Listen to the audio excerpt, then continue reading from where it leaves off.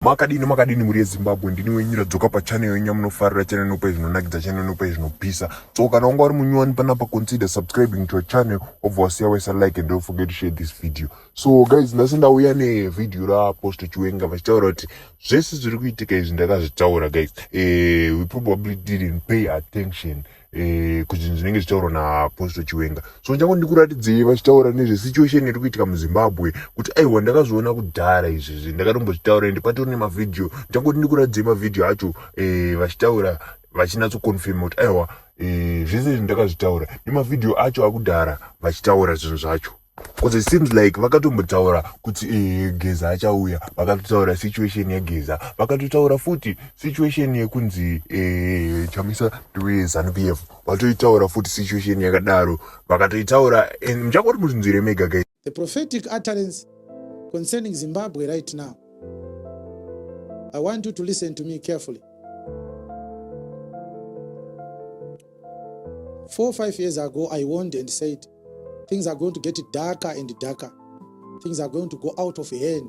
Prices are going to skyrocket, and the families are going to fail to provide food for themselves. And the jobs are going to be lost heavily, and some are going to relocate back to the rural areas. Everything that I said has happened already. We are going to go into a difficult time. Muchabudiwa muno vanhu vachitiza kuenda kune dzimwe nyika. Vamwe vachitiza nhamo, vamwe vachitiza jeri, vamwe vachitiza kufa nenyaya dzenyika idzi. Children are going to drop out of school because people are not going to afford. Kune vamwe vachadzokera kunogara kumusha kumba kwababa, kuroja kwaramba. But panguva iyoyo kune vamwe vachaita mari zvisingaite.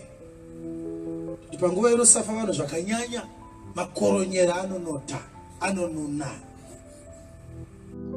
The point of today's prophetic utterance is that whilst everything is happening like this, I gave a prophecy about 8 or so years ago. It's 8 or so years ago when I spoke about an apple that was rotten inside until it broke. And I said everyone wanted to hold it, to touch it and say, I'm going to deal with this apple. But a voice said to me, this apple, no one is going to be able to control it. No one is going to be able to take it and to put it into order. Things are going to happen from inside this apple. The one is concerning the apple. I said I saw an apple and the apple was rotten inside. And the apple was causing trouble to everyone. And I heard a voice saying, don't worry, no one is going to stop the evil works that this apple is doing. No one has the power to do that. It is going to break from inside. And as I saw the wind driving the apple in the air, going everywhere, I saw the seeds in the apple fighting. And the voice said to me, these seeds inside the apple, they are going to bring the demise of this apple. And when the fight intensified, the apple was just about to hit against a tree, and each time that was about to happen, it would go sideways, it would survive. But as the fight intensified, eventually it hit against the tree, it fell down, and everyone saw the worms that were inside the apple. And I said that prophecy, the apple is a political party that is in this country. And I want to say to you now, as much as organized as these guys are, you are going to be surprised by 2 things. You are going to be surprised by a turnaround. There is someone who is going to do a turnaround that nobody ever anticipated. Someone who is going to say, I was part of these people, but for now I am tired. I want to tell you what we have done wrong, and I want to be part of the solution. And that turnaround is going to be prominent because that person is playing a pivotal role today in the government of Zimbabwe right now. Someone is going to walk away and say, no, I can't take it anymore. We are destroying the nation. We are making money. Our families are living large, but the people are suffering. I want to do something right.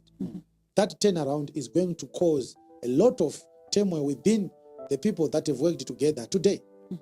this is one of the things I wanted to talk about. Someone is going to come out clean and say, I messed up, I participated in the mutilation of the economy of Zimbabwe. We violated people's rights every day, but I'm tired. If I'm going to be killed, I have to say the truth at least before I die. Then the second incident that is going to happen, there is going to be an exposure of a shady deal that happened that betrayed the struggle for proper political independence, which has not yet been attained in Zimbabwe as we speak now. There's going to be an exposure. There's going to be someone who is going to say there's a transaction that was done. So and so and so were involved. And my warning in this prophetic utterance is that opposition figures are going to be fingered in that expose. People that people hoped with or hoped on for political freedom, for a better Zimbabwe, their names are going to be fingered. And some people are going to be in denial to their graves. They are going to say they are framing him, they are framing her. But it will be the truth. A betrayal of the struggle where someone receives money and he lies to the people that is representing an idea when he no longer represents that idea. He is now a puppet of the ruling party, but the people are not aware. This is something that happened behind closed doors. It will come out. It will come out. The information will come out gradually, but eventually everything will come out in the open. It will come out. All right. So these are some of the utterances I wanted to share with you. Men of God, where are we going? As far as where we are now, we are in 2024 in Zimbabwe. I don't see a reprieve in the short side. As we speak right now, I don't see things changing this year or next year. I don't see that. That's the shortest term I can see.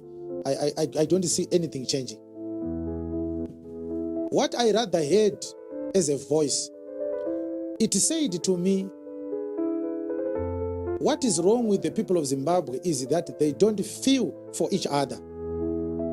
When someone is being harassed, when someone is being attacked, when someone is being abducted, killed, violated, sexually abused, the society in Zimbabwe turns a blind eye.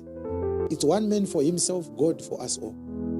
So what God has decided to do, He has decided to use this rogue government that a significant percentage of our people, each one receives a fair share of their own wounds. And the pain is going to unite us. Political ideologies will not unite Zimbabweans.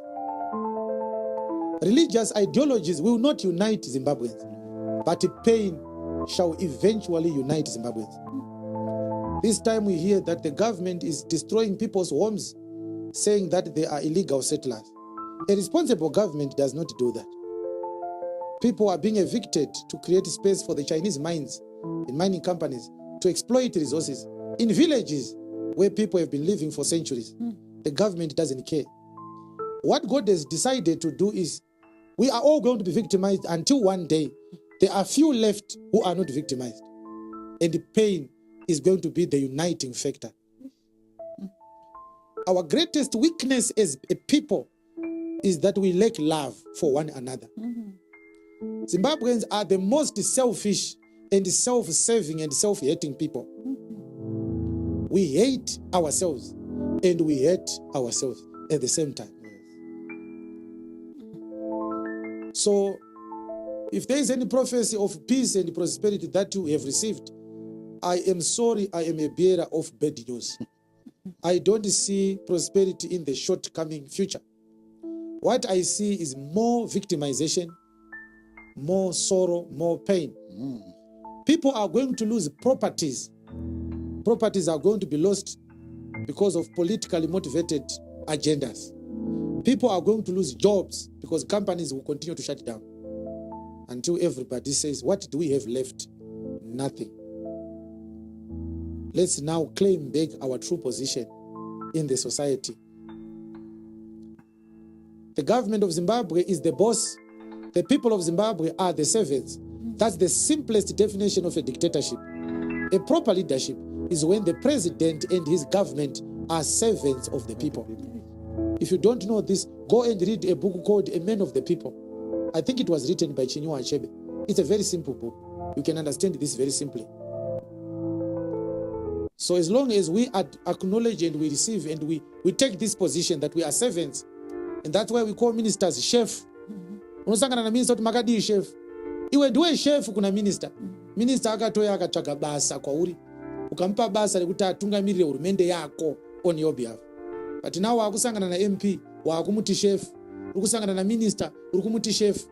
Ukusangana na president, urikuvati chef. President havasi chef vako. Iwe ndiwe chef wa president. He works for you. That's a proper democratic institution. Zimbabwe is not. Our democracy is a Ponzi scheme.